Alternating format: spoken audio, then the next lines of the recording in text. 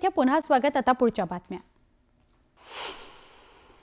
इराणच्या सर्वोच्च न्यायालयामध्ये गोळीबार झालाय। हल्लेखोरानं 3 न्यायाधीशांवर गोळ्या झाडल्यात। या 2 न्यायाधीशांचा मृत्यू झालाय, एक गंभीर जखमी आहेत।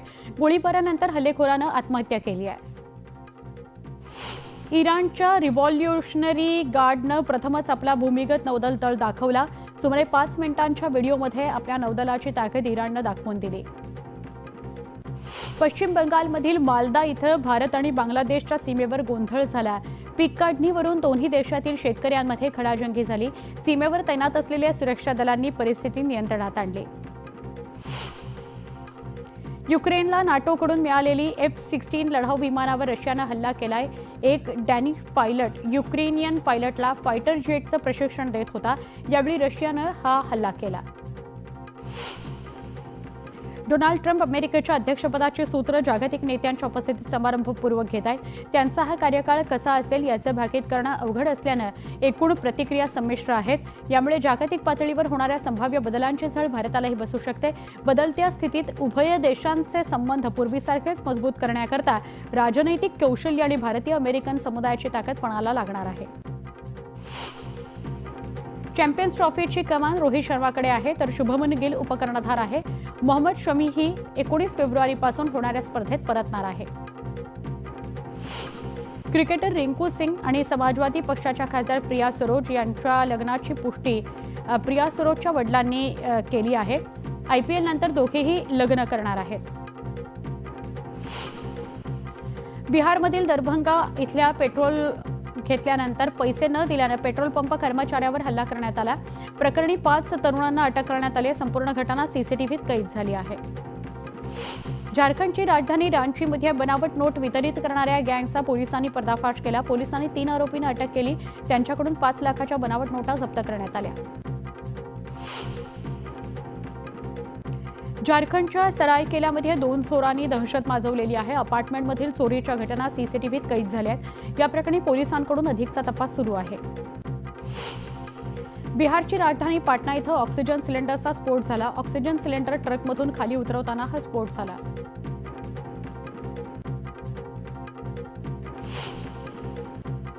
25 मिनिटं 50 बातम्या या बुलेटिनमध्ये आपण वेगवान स्वरूपातल्या महाराष्ट्राबाहेरच्या घडामोडी बघत होतो। महाराष्ट्रामध्ये काही महत्त्वाच्या बातम्यांचा आढावा घेणार आहोत। एकतर सगळ्यात महत्त्वाची गोष्ट, मुंबई आणि उपनगरामध्ये राहत असाल तर मेगा ब्लॉकचं वेळापत्रक बघा आणि मगच घराबाहेर पडा, आपला प्रवास करा। दुसरी महत्त्वाची गोष्ट ती म्हणजे छत्रपती संभाजीनगरमध्ये जनआक्रोश मूकमोर्चा काढला जातो आहे। या मूकमोर्चाला सुरुवात झालेली आहे का याविषयीचे सगळे अपडेट्स आपण घेणार आहोत आणि त्या व्यतिरिक्तच्या सगळ्या महत्त्वाच्या घडामोडी पाहणार आहोत। बुलेटिनमध्ये स्वागत। आता पुढच्या बातम्या। अमरावती जिल्ह्यातील बहिरम इथं बहिरम बाबाची यात्रा विदर्भात प्रसिद्ध आहे। या यात्रेत मातीच्या भांड्यात शिजणारं मटण प्रसिद्ध असून हे मटण खाण्याकरता खवय्यांनी तोबागर्दी केली। मुरबाड तालुक्यातील 225 वर्षांची परंपरा लाभलेल्या मुरबाड तालुक्यातील म्हसोबाच्या यात्रेला सुरुवात झाली आहे। यावेळी लाखो भाविकांनी दर्शन घेत यात्रेत सहभाग नोंदवला। म्हसामध्ये सुरू असलेल्या यात्रेत आकाश पाळण्यात बसलेल्या एका तरुणाची स्टंटबाजी त्याच्या चांगली चंगलट आली। पाळण्यात बसून हुल्लडबाजी करताना तोल गेल्यानं तरुण पाळण्यात पडला, मात्र सुदैवानं त्याचा जीव वाचलाय।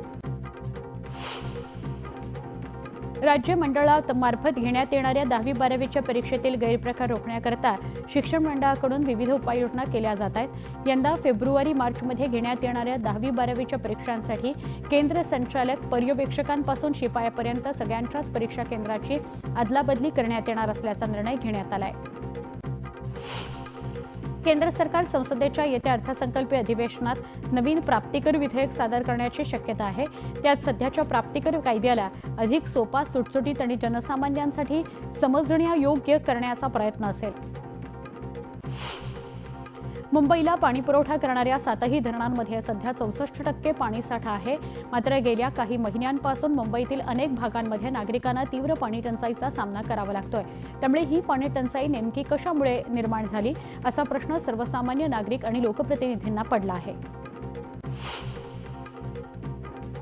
मुंबईची ढासळलेली हवा गुणवत्ता लक्षात घेऊन महाराष्ट्र प्रदूषण नियंत्रण मंडळानं टाटा मुंबई मॅरेथॉनच्या मार्गामध्ये air quality monitoring mobile van तैनात केल्या आहेत। मॅरेथॉन दरम्यान हवेच्या गुणवत्तेचं अचूक निरीक्षण करण्याकरता या व्हॅन तैनात करण्यात आलेल्या आहेत। बुलेट ट्रेनचं काम वेगात सुरू आहे. येत्या 3 महिन्यांमध्ये टनेल बोअरिंग मशीन जर्मनीतून मुंबईत दाखल होणार आहे. त्यामुळे बोगद्याच्या कामाला वेग येणार आहे.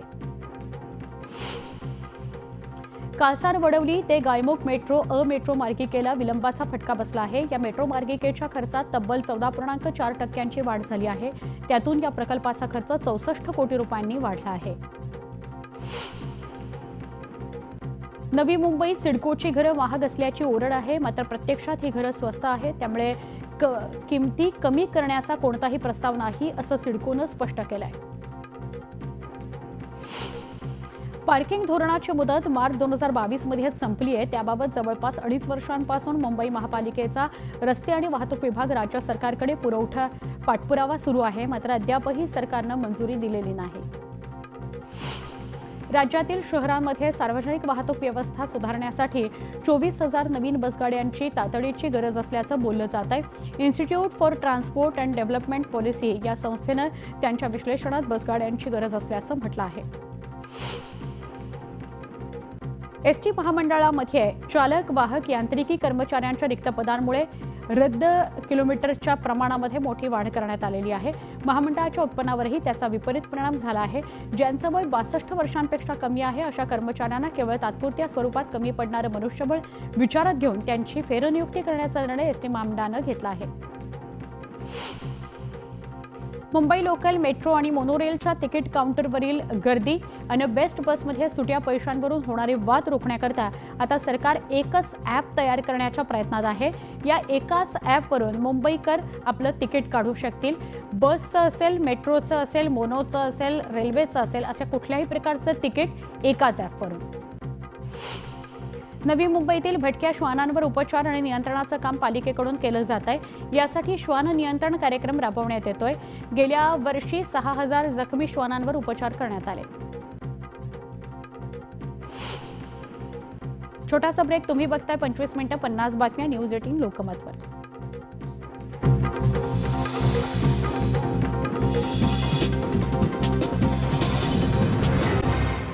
नमस्कार.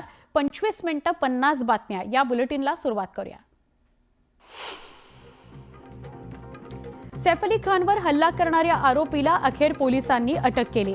ठाण्याच्या कासार वडवलीतून आरोपीला अटक करण्यात आली आहे. हा आरोपी एका रेस्टॉरंटमध्ये हाऊसकीपिंगचं काम करत असल्याचं समोर आलंय. तर या आरोपीला आज कोर्टात हजर केलं जाणार आहे. सैफवर हल्ला करणाऱ्या आरोपीचं नाव मोहम्मद शरीफुल इस्लाम शेहजाद असं आहे. त्याला ठाण्यातून अटक केली असून तो चोरीच्या उद्देशानं सैफच्या घरात शिरल्याचं पोलिसांनी सांगितलं. सैफचा हल्लेखोर मूळचा बांगलादेशी असल्याचा संशय पोलिसांनी व्यक्त केलाय. आरोपीनं भारतात प्रवेश केल्यानंतर त्यानं स्वतःचं नाव विजय दास असं ठेवल्याचा संशयही पोलिसांनी व्यक्त केलाय. तर हा आरोपी जवळपास 12 वेगवेगळ्या ठिकाणी काम करत असल्याची माहितीही समोर आली आहे. सैफच्या हल्लेखोराला भारतात मदत करणारे अडचणीत येणार आहेत. हाऊसकीपिंग एजन्सीच्या मालकाचीही आता चौकशी होणार आहे. काम मिळवण्याकरता कागदपत्र कशी मिळवली याचाही पोलिसांकडून तपास केला जाणार आहे. धनंजय मुंडे विरोधकांवर चांगलेच संतापले. विरोधकांनी माझ्यावरील एकतरी आरोप खरा करून दाखवावा, त्यानंतर मी बोलेन. तेव्हा बोलायला कमी पडणार नाही. तर मला बदनाम करायचंय तेवढं करा, मात्र माझ्या बीड जिल्ह्याच्या मातीला बदनाम करू नका, असंही धनंजय मुंडे म्हणाले. बीडच्या पालकमंत्री पदावरून डावलल्यानंतर धनंजय मुंडेंनी वक्तव्य केलंय. बीडची सध्याची स्थिती पाहून मीच दादांना आणि मुख्यमंत्र्यांना विनंती केली होती की त्यांनी बीडच्या पालकमंत्री पदाची अजितदादांना जबाबदारी द्यावी. जसा पुण्याचा विकास झाला, बारामतीचा विकास झाला, तसाच बीडचाही विकास व्हावा इतकीच भावना आहे, असं धनंजय मुंडे म्हणाले. बीड जिल्ह्याच्या पालकमंत्री पदावरून सुषमा अंधारेंनी धनंजय मुंडेंवर जोरदार टीका केली. बीडचं पालकमंत्रीपद मुंडे घराण्याचे पारंपरिक विरोधक असणाऱ्या बारामतीच्या पवार घराण्याकडे जाणं हा दैवी संकेत आहे, असं म्हणत त्यांनी धनंजय मुंडेंना खोचक टोला लगावला. बीड जिल्ह्याचं पालकमंत्रीपद अजित पवारांनी स्वीकारल्यानं भाजपचे आमदार सुरेश धस यांनी आनंद व्यक्त केला. जिल्ह्यातील सामाजिक आणि राजकीय परिस्थितीवर दादा औषध शोधतील आणि उपचार करतील असा विश्वास व्यक्त करत सुरेश धस यांनी अजित पवारांना शुभेच्छा दिल्या. बीडमधील स्थानिक परिस्थिती पाहता धनंजय मुंडेंना पालकमंत्री पदाची जबाबदारी न देता अजित पवारांकडे ही जबाबदारी देण्यात आली आहे. धनंजय मुंडेंना इतर जिल्ह्याची जबाबदारी देऊ शकलो असतो, मात्र सध्या जी परिस्थिती आहे त्यामुळे त्यांच्याकडे कोणतीही जबाबदारी दिलेली नाही, असं वक्तव्य प्रफुल्ल पटेल यांनी केलंय. रायगडचं पालकमंत्रीपद अदिती तटकरेंकडे गेल्यानं शिवसेनेचे मंत्री भरत गोगावले यांनी नाराजीचा सूर आळवलेला आहे. अदिती तटकरेंना पालकमंत्रीपद मिळणं हे अनपेक्षितच होत आहे. जिल्ह्यात मलाच पालकमंत्रीपद मिळणार असं वातावरण असताना हा घेतलेला निर्णय धक्कादायक आहे, असं ते म्हणाले. रायगडच्या पालकमंत्री पदावरून भरत गोगावले यांनी नाराजी व्यक्त केल्यानंतर सुनील तटकरेंनी वक्तव्य केलंय. पालकमंत्री पदाचा निर्णय मुख्यमंत्र्यांचा आहे, त्यामुळे 3 पक्षाचं सरकार असताना प्रत्येक मंत्र्याला पालकमंत्रीपद मिळेल असं होणं शक्य नाही. त्यामुळे निर्णयाचा सन्मान सगळ्यांनीच राखायला हवा, असंही तटकरे म्हणाले.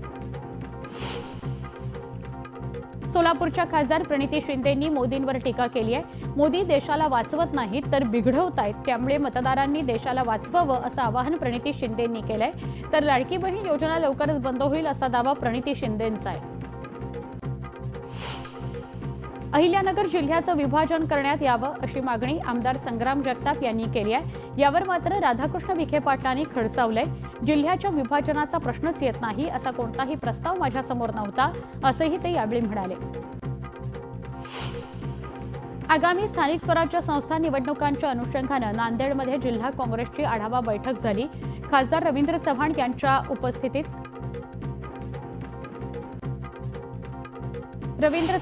उपस्थितीत झालेल्या बैठकीला काँग्रेसचे मुख्य पदाधिकारी उपस्थित होते. बीड आणि परभणीतील घटनेच्या निषेधार्थ आज संभाजीनगरातून जनाक्रोश मूक मोर्चा काढला जातोय.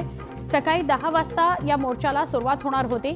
4 वाजेपर्यंत प्रमुख मार्ग वाहतुकीकरता बंद राहणार आहेत. 10वी आणि 12वीच्या परीक्षा प्रवेश पत्रावर विद्यार्थ्यांच्या जातप्रवर्गाचा उल्लेख करण्यात आलाय. त्यानंतर मोठा वाद निर्माण झाला. त्यामुळे शिक्षण मंडळानं हा जातप्रवर्गाचा निर्णय मागे घेतला.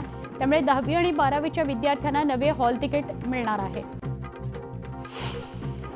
मुंबई शहरासह पूर्व आणि पश्चिम उपनगरात वीज पुरवठा करणाऱ्या बेस्टची वीज 15% महागणार आहे.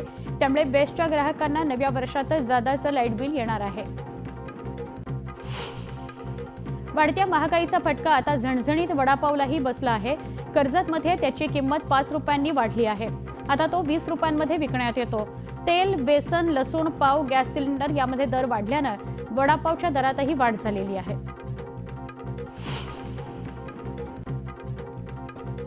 जळगाव महापालिकेच्या ब्रिटिशकालीन पाईपलाईन चोरी केल्याप्रकरणी सुनील महाजन यांच्यावर गुन्हा दाखल करण्यात आलाय. तर त्यांच्या संपत्तीवर टाच आणण्याचा प्रस्तावही पोलिसांनी कोर्टात सादर केलाय. ड्रग्ज मुक्त करारासाठी कराड पोलिसांच्या वतीनं पोलीस रनचं आयोजन करण्यात आलं. या मॅरेथॉनमध्ये राज्यातील हजारोहून अधिक स्पर्धकांनी भाग घेतला. हिंगोलीच्या सेनगाव तालुक्यातील साखरा तांडा या गावातील विहिरीत पिसाळलेल्या कुत्र्याचा मृतदेह आढळलाय. याच विहिरीत पाणी नागरिक पिण्याकरता वापरतात, त्यामुळे त्यांना आरोग्य विभागाकडून अँटी रेबीज लस देण्याचं काम सुरू आहे.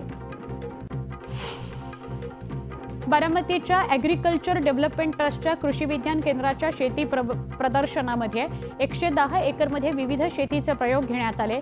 20 जानेवारीपर्यंत शेतकऱ्यांना हे प्रदर्शन पाहता येणार आहे. बीड जिल्ह्यात थंडीची लाट सुरू असताना मोडकळीस आलेल्या बसमुळे प्रवाशांचे हाल झालेत. अशातच बसच्या खिडक्यांना काचा नसल्यानं बसमध्ये गार वारा आला आणि प्रवाशांची मोठी गैरसोय होते. पुणे महानगरपालिकेच्या स्थायी समितीच्या बैठकीत रखडलेल्या प्रकल्पांना मंजुरी देण्यात आली आहे. स्थायी समितीच्या बैठकीत सुमारे 12 कोटीचे प्रस्ताव मंजूर केलेत. महापालिकेच्या अर्थसंकल्पात विविध कामांकरता तरतूद करण्यात आली आहे. पुणे शहरातील 6 खासगी रुग्णालयं पालिकेच्या रडारवर आहेत. 30 जानेवारीपर्यंत सुधारणा करण्याकरता पालिकेनं त्यांना मुदत दिली आहे. पुणे महापालिकेच्या माहितीनुसार 850 रुग्णालयांची तपासणी करण्यात आली आहे. पुण्यातील शाळांना शिक्षण आयुक्त सचिंद्र सिंह यांनी अचानक भेट दिली. यावेळी त्यांनी जिल्हा परिषदेतील शाळेच्या विद्यार्थ्यांशी संवाद साधला. सोलापूर पालिकेने थकबाकी वसुलीसाठी अनोखी शक्कल लढवली आहे. गड्डा यात्रेमध्ये पालिकेने थकबाकीदारांच्या नावाचे फलक लावलेत. यात्रेत मोठमोठे डिजिटल फलक लावून त्यांची नावं जाहीर करण्यात आली. तर कर न भरल्यास कायदेशीर कारवाईचा इशाराही पालिकेने दिला. छत्रपती संभाजीनगरमध्ये रब्बी हंगामाची ई पीक पाहणी करण्याचं काम केवळ 5%च झालंय. जिल्ह्यातील 12 लाख शेतकऱ्यांपैकी केवळ 66,000 शेतकऱ्यांचा सहभाग आहे. अमरावतीत भाजीपाल्यांचा दर घसरलाय. भाज्या प्रति किलो 15 रुपयांनी स्वस्त झाल्यात. त्यामुळे गृहिणींना दिलासा मिळाला असून शेतकऱ्यांना मात्र फटका बसलाय. जामनेर शहरातील टेलिफोन कार्यालय परिसरामध्ये अनेक दिवसांपासून वीज पुरवठा विस्कळीत झालाय. वीज पुरवठा विस्कळीत झाल्यामुळे रहिवाशांना मोठा मनस्ताप सहन करावा लागलाय. धरणगाव शहरातील नागरिकांना मुख्य चौकात अतिक्रमणाचा मोठा अडथळा निर्माण होतो. याच अनुषंगाने मुख्य रस्त्यावरील अतिक्रमण काढण्याबाबत नागरिकांकडून मागणी नगर परिषदेला केली गेली. धरणगाव नगर परिषदेतर्फे कारवाई करण्यात आली असून उड्डाणपुलाखाली नवीन जागा देण्यात आली आहे. जळगाव जिल्ह्यात ग्रामीण भागात तूर कापणीसाठी मजूर मिळत नसल्याने शेतकरी आता नव्या अडचणीत सापडलाय. दुप्पट रोजंदारी देऊनही मजूर मिळत नसल्याने शेतकरी हतबल झालेला आहे. जळगाव पालिकेची केवळ 15 दिवसामध्ये अभय योजनेतून 5.25 कोटींची करवसुली झालेली आहे. तर आज रविवारी सुटीच्या दिवशीही पालिका कार्यालय सुरू राहणार आहे. भांडूप इथं पार पडत असलेल्या अखंड हरिनाम सप्ताहाला उद्धव ठाकरेंनी हजेरी लावली होती. उद्धव ठाकरेंच्या हस्ते आरती देखील पार पडली. आमदार सुनील राऊत, रमेश कोरगावकर उपस्थित होते. बारामतीत आयोजित केलेल्या कृषी प्रदर्शनामध्ये शेतकऱ्यांना आता लाल रंगाचं सूर्यफूल पाहायला मिळतंय. सर्वसाधारणतः आपल्या भागात पिवळ्या रंगाच्या सूर्यफुलाचं उत्पादन घेतलं जातं. मात्र कृषी विज्ञान केंद्रात शोभेसाठी वापरलं जाणाऱ्या लाल रंगाच्या सूर्यफुलाचं पीक घेतलं आहे. हे लाल रंगाचं सूर्यफूल लक्ष वेधून घेत आहे. नवी मुंबईच्या डी.वाय. पाटील स्टेडियममध्ये कोल्डप्ले या जागतिक दर्जाच्या संगीत शोचं आयोजन करण्यात आलं होतं. मात्र या शोमुळे सायन पनवेल महामार्गावर मोठ्या प्रमाणात वाहतूक कोंडी झाली होती. उबाठा शिवसेना पदाधिकाऱ्यांनी 18 जानेवारीला करूळ घाटातून वाहतूक सुरू करण्याचा इशारा प्रशासनाला दिला होता. मात्र उबाठा सेनेच्या पदाधिकाऱ्यांनी घाटमार्गाची पाहणी करत घाट सुरू करण्यासाठी पुन्हा एकदा जानेवारी अखेरपर्यंतची डेडलाईन प्रशासनाला दिली आहे. गोदावरी काठावरील नाशिकमध्ये दर 12 वर्षांनी होणाऱ्या सिंहस्थ कुंभमेळ्यात देशभरातील लाखो साधू महंतांच्या निवासासाठी साधुग्राम नगरी बसवण्यात आलेली आहे. त्यासाठी कायमस्वरूपी जागा अधिग्रहित करण्याची तयारी शासनानं केली आहे. जळगावातील 40गाव इथल्या केंद्रावर कापूस खरेदी अवेळी बंद केल्याने शेतकऱ्यांच्या वाहनांच्या लांबच लांब रांगा लागल्या आहेत. व्यापाऱ्यांचा माल आधी खरेदी केला जात असल्यानं शेतकऱ्यांना पूर्ण दिवस ताटकळत राहावं लागत असल्याचा आरोप करण्यात आलाय. धरणगाव तालुक्यातील चमगाव इथल्या सीआरपीएफचे जवान यांनी पुण्यातील सीआरपीएफच्या कॅम्प परिसरामध्ये गळफास लावून घेत आत्महत्या केली. यावेळी त्यांच्या मूळ गावी त्यांच्यावर शासकीय इतमामात अंत्यसंस्कार करण्यात आला. ऊसतोडीच्या नावाखाली शिरूर तालुक्यातील शेतकऱ्यांना आणि ऊसतोड मजुरांना फसवणारा मुकादम अखेर पोलिसांच्या जाळ्यात सापडलाय. मुकादमासह अन्य दोघांवर गुन्हा दाखल करण्यात आलेला आहे. शेअर मार्केटच्या नावानं लाखोंचा फ्रॉड करण्यासाठी राजस्थानमधील नागरिकांना पुण्यात आणून त्यांचं बनावट कागदपत्रांद्वारे अकाउंट उघडण्याचा धक्कादायक प्रकार समोर आलाय. या प्रकरणी 3 आरोपींना पोलिसांनी अटक केली आहे. समृद्धी महामार्गावर कारचा भीषण अपघात झाला. कार चालकाच्या निष्काळजीपणामुळे कारचा अपघात झाला असून यात एकाचा जागीच मृत्यू झालाय तर एक जण गंभीर जखमी झालाय. मुंबई-आग्रा महामार्गावर चालत्या कंटेनरला भीषण आग लागली. शॉर्ट सर्किटमुळे आग लागल्याची माहिती मिळते आहे. बीड-परळी महामार्गावर व्यायामासाठी गेलेल्या तरुणांना भरधाव बसनं चिरडलं. यात पोलीस भरतीची तयारी करणाऱ्या तिघांचा जागीच मृत्यू झाला तर दोघं किरकोळ जखमी झाले. त्यांच्यावर रुग्णालयात उपचार सुरू आहेत. दौंड तालुक्यातील गलांडवाडी इथं बिबट्याची दहशत आहे. शेतामध्ये बिबट्यानं 11 कोकरूंचा फडशा पाडला. या घटनेमुळे परिसरात भीती आहे. अमरावतीच्या चिखलदरा तालुक्यातील रेटाखेडा गावातील 77 वर्षाच्या महिलेवर जादू टोण्याचा संशय घेत तिची धिंड काढण्यात आली. या प्रकरणी 5 जणांविरोधात गुन्हा दाखल करण्यात आलाय. अमरावतीच्या चिखलदरा पोलिसात गुन्हा दाखल करण्यात आलेला आहे. 2 दिवसांपूर्वी विजापूर जिल्ह्यामध्ये झालेल्या चकमकीत 12 माओवादी ठार झाल्याचं पोलिसांनी सांगितलं होतं. मात्र या चकमकीत 12 नव्हे 18 माओवादी ठार झाल्याची कबुली स्वतः माओवाद्यांनी पत्रक काढून दिली आहे. पुण्यातील सिंहगड परिसरातील एका बंगल्यातून चंदनाचं झाड कापून देणाऱ्या चोरट्याला पोलिसांनी अटक केली। या प्रकरणी त्याच्यावर गुन्हा दाखल करण्यात आलाय। पारनेर तालुक्यातील देवी भोईरे इथल्या पारनेर सहकारी साखर कारखाना विक्री प्रकरणात क्रांती शुगर या खासगी कंपनीच्या 9 संचालकांवर गुन्हा दाखल करण्यात आलेला आहे। जळगावातील यावल तालुक्यातील नायगाव इथं ट्रॅक्टरनं दुचाकीला धडक दिली। या अपघातात दुचाकीस्वार जखमी झालाय। या प्रकरणी ट्रॅक्टर चालकाविरोधात गुन्हा दाखल करण्यात आलाय। छत्रपती संभाजीनगरमध्ये मीटरमध्ये छेडछाड करणे, विविध प्रकारातून वीज चोरी करणे हे प्रकार समोर येत आहेत। मात्र आकडे बहादरांसह मीटरमध्ये फेरफार करून वीज चोरी करणाऱ्यांवर महावितरणचं लक्ष आहे।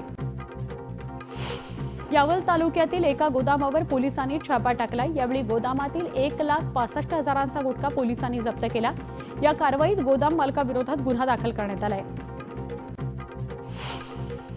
गोंदिया जिल्ह्यातील रेतीची अवैध वाहतूक करणारा ट्रक जप्त करण्यात आलाय, तर 27,09,000चा मुद्देमालही जप्त करण्यात आलाय।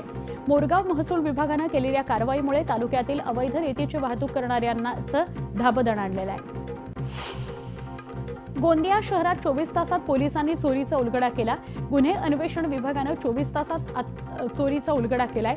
73,000चा मुद्देमाल हस्तगत करण्यात आलाय। या प्रकरणी शहर पोलिसात गुन्हा नोंद करण्यात आलेला आहे। जळगावातील फुकटपुऱ्यामध्ये घरफोडीची घटना घडली आहे। मुलांच्या लग्नाकरता जमवलेले दागिने आणि पैसे चोरट्यांनी लंपास केले। जवळपास 7 लाखांची रोकड आणि दागिने चोरट्यांनी चोरलेत। या प्रकरणी गुन्हा दाखल करण्यात आलाय। ठाण्यातील कळवा खाडीत नवजात बाळाचा मृतदेह आढळलाय। नवजात बाळ हे स्त्रीलिंगी आहे अशी माहिती डॉक्टरांनी दिली आहे, तर पोलिसांकडून अधिकचा तपास सुरू आहे। जळगावात एका महिलेची ऑनलाईन टास्कच्या नावाखाली 5 लाखांचा गंडा घातलाय। या प्रकरणी पोलिसांनी 4 सायबर ठगांविरोधात गुन्हा दाखल केलेला आहे। नालासोपारा इथल्या पेल्हार पोलीस ठाण्याच्या हद्दीत एका तरुणाचा अपघाताच्या नावाखाली हत्या करण्यात आल्याचा धक्कादायक प्रकार उघडकीस आलाय। पोलिसांनी या प्रकरणाचा तपास करत आरोपीला अटक केली असून ही हत्या कटपूर्वक रचल्याचा अपघाताचा बनाव असल्याचं समोर आलंय। भारत आणि अमेरिका संबंध अधिक बळकट होण्याच्या दृष्टीनं वाटचाल सुरू आहे। दोन्ही देशात सायबर आणि डिजिटल गुन्हेगारीबाबतची माहितीची देवाणघेवाण संबंधी महत्त्वपूर्ण करार पार पडलेला आहे। भारतीय परराष्ट्र मंत्रालयाने नुकतीच माहिती दिल्याचं वृत्त NIAनं X अकाउंटवरून दिलं आहे। गुहागर विजापूर महामार्गावर रामपूर घाटामध्ये धुक्याची दाट चादर पसरली आहे। त्यामुळे वाहन चालकांना वाहनं चालवताना मोठी कसरत करावी लागते। गाडीचा हेडलॅम्प आणि फॉग लॅम्प लावूनच प्रवास करावा लागतोय। महाराष्ट्रात पुढील 10 दिवस थंडीचा कडाका वाढणार आहे। राज्यात काही ठिकाणी मात्र किमान तापमानात सरासरीपेक्षा 1 ते 3 डिग्रीची घसरण होण्याची शक्यता आहे। सोलापूर कृषी उत्पन्न बाजार समितीत कांद्याची आवक 50% घटली आहे। दररोज 500 ट्रक कांद्याची आवक होत असताना शनिवारी केवळ 250 ट्रक कांदा मार्केटमध्ये आल्यानं आवक घटली आहे। मकर संक्रांतीनंतर कापसाचे निर्यातीचे सौदे सुरू होत असतात, त्यामुळे संक्रांतीनंतर कापसाचे भाव वाढतील अशी शक्यता दरवर्षी असते। मात्र यंदा कापसाच्या निर्यातीला उठाव नसल्याने संक्रांतीनंतरही कापसाला फारशी मागणी न वाढल्याने भावावर कोणताही परिणाम झालेला नाही। त्यामुळे कापूस उत्पादकांवर संक्रांत कायम असल्याचं चित्र आहे। इथेनॉलचे उद्दिष्ट पूर्ण करण्यासाठी मोठा निर्णय घेत केंद्रानं FCI कडून डिस्टिलरींना विकल्या जाणाऱ्या तांदळाच्या किमतीत प्रति क्विंटल 550 रुपयांची कपात केली आहे। डिस्टिलरीज कमीत कमी 24 लाख मेट्रिक टन तांदूळ खरेदी करू शकतील। या निर्णयानंतर इथेनॉल निर्मितीचा वेग वाढण्याची शक्यता आहे। राज्यात मक्याची आवक 13% घटली असून दर MSP पेक्षा अधिक आहे। अमळनेर बाजारात मक्याची सरासरी किंमत सर्वाधिक 2,263 रुपये प्रति क्विंटल इतकी होती। एक छोटासा ब्रेक, पहा फक्त न्यूज 18 लोकमत।